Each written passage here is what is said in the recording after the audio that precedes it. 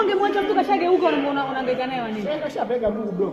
Yaani mtu kashalipa goli mgongo, unahangaika naye nini? Ni penalty au sio penalty mchambuzi? Penalty halali. Ni penalty sio penalty. Penalty halali. Ni penalty halali. Ani huyu Semfuko anamkanyaga. Na mechi za maarufu hizo. Anapaiza afungi. Unasema tuko live na Hamisa.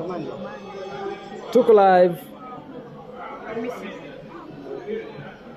Sema mama alipata goli mechi. Shambulia ile.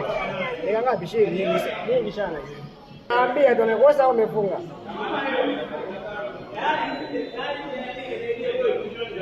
Sisi ndio tuko mbele ya yote. Amefunga. Amefunga.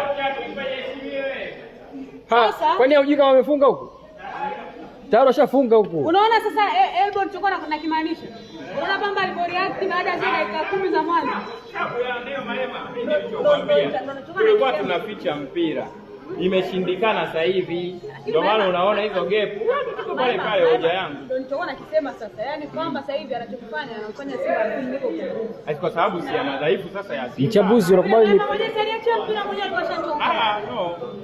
Ilikuwa ni counter attack mngefungwa bali Simba yeye mmoja ndo aliachia mpira. Quality wanakuwa na display Simba.